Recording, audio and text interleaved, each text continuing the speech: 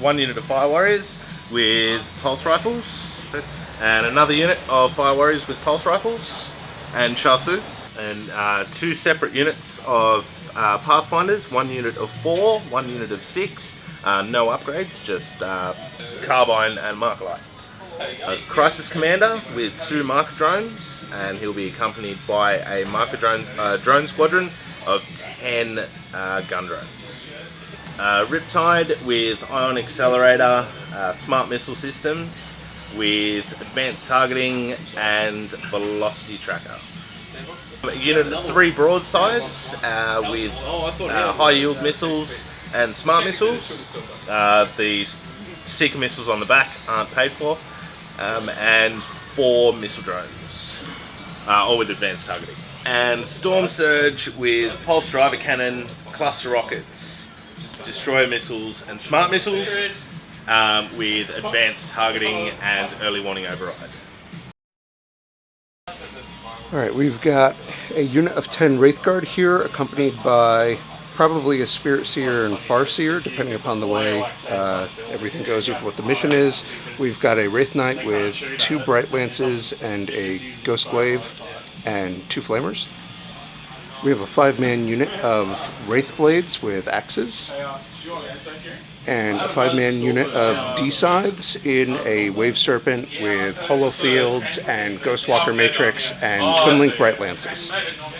And lastly, of course, is the other gargantuan creature in this game, the Wraith Knight with 2 scatter lasers and the Ghost Glaive and Scatter Shield.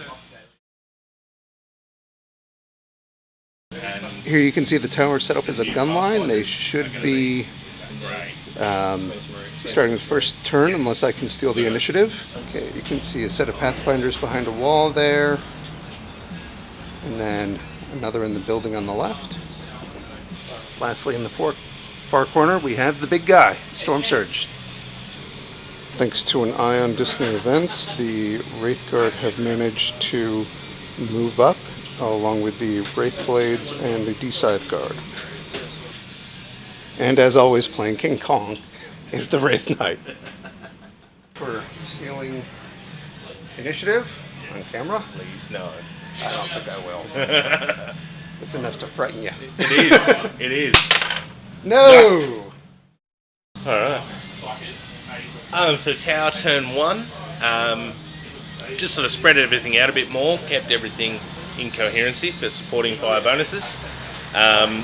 Fired up, took out the Falcon, Wave Serpent. Bonus for me, I have trouble doing that with other armies. Forced the D-sides in the open.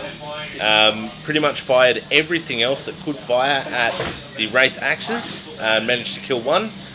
The Storm Surge fired up as well. Deployed its stabilizers, so as of next turn I'll be able to fire everything twice. It too fired at the Wraith Blades, the Wraith axes. Successfully did nothing. Dan and his invols. Fired all 4 destroyer missiles at the Wraith Knight and took off a wound. And then we'll see how Dan retaliates. Okay, here the Wraith Knight is getting ready to bear down on the Storm Surge. The Wraith Guard that are underneath him, he's propped by that skull just to make sure he doesn't fall from an accidental bomb. The Wraith Guard underneath him have 2 up, 4 up right now, thanks to psychic powers. And that's most of it on this side. They did take out the Riptide, which was pretty sweet. Over here you can see I'm just trying to keep the pressure on. The Wraith Lord moved up, the D-sides moved up, took out almost an entire unit of Fire Warriors that were standing behind the unit of Pathfinders they targeted. They rolled really horrible against the Pathfinders, just managed to wipe them out, but did a stunning amount of damage to the poor Fire Warriors that were standing behind them. And let's get on to turn 2 for Andrew. Okay, Tau turn 2. Very successful. Managed to take out half the Wraith Cannon Wraith unit. Took out 4 of those and the Spirit Seer. with combined fire from the Storm Surge. Actually, it was just the Storm Surge. So it's performing very, very well for me. The broadsides did their usual, deleted another unit, got rid of the D-site unit of Wraith, and combined fire from Fire Warriors, shots from the Storm Surge, managed to take off another two wounds off the Wraith Knight, so it's down to 2. And yeah, that's it. The Wraith Knight and the Storm Surge in combat doing what it is that they do. Okay, so the big monumental moment was the Storm Surge got charged by the Wraith Knight, and the Wraith Knight on 2 wounds managed to finish it off. So, yay! Other than that, I moved forward, killed like a handful of Fire Warriors, and put 1 wound on a broadside, and I am terrified of the return fire now. I'm trying not to jump. I'm trying not to jump up for joy right now. Killed Dan's Wraith Knight, killed Dan's Warlord. Not much left, but you know, sort of both sides, and sort of. I love gun drones. That's all I can say. Yeah. Alright, we've now had massive losses on both sides. The Wraith have hit the Tau line, so now it's just a matter of, I don't know, seeing what happens and hoping for the best. We're both struggling to hold on here, so we will see how it goes. And I do not miss those broadsides at all. I do.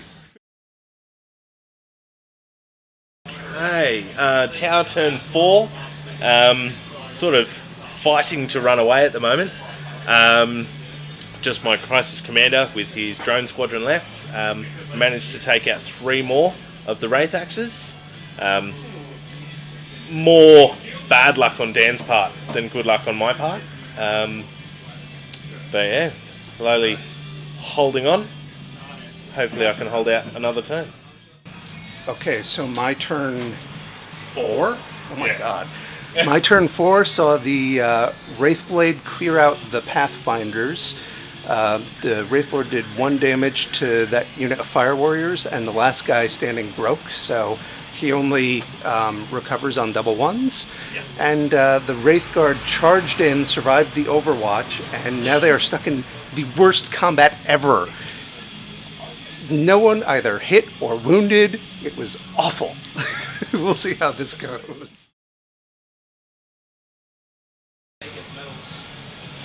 Okay, Tau turn 5. The horrible combat continues with 14 attacks. I caused 1 wound, which thankfully Dan failed. But it goes on. My awesome unit tied up with nothing to do. Summing up the game, the Wraithlord couldn't get into this combat, but the Wraithblade did, and the normal Wraithguard caused 1 wound, which he failed. The Wraithblade caused an unsaved wound with his AP2 axe, and then they broke. And when they ran away, we caught them, chased them down. So the Tau have been tabled at the last minute in a really, really close game. Unit of the match, definitely, as always, my broadsides, but Storm Surge just needs that little something else. You know, battle systems to allow Overwatch, or you know, something to make it less vulnerable. But absolutely happy with being tabled turn 5. The closest I've ever got to being dead. Very, very happy with it. And you know, if the last hurrah for the old Tau Codex, it's good, positive.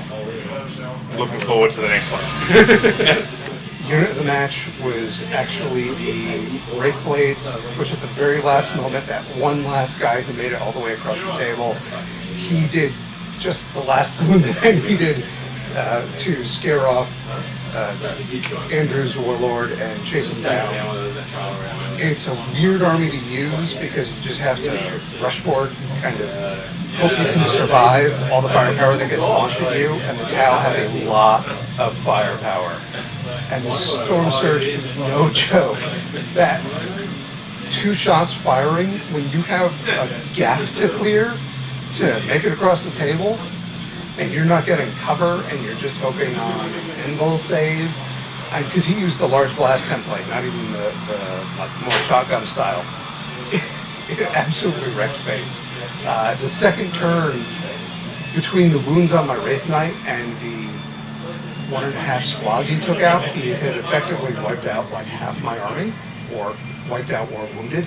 So yeah, it was terrifying. It was awesome, right down to the wire. Just you know, I had 3 models left, and he had this one squad that was just holding ground, and awesome.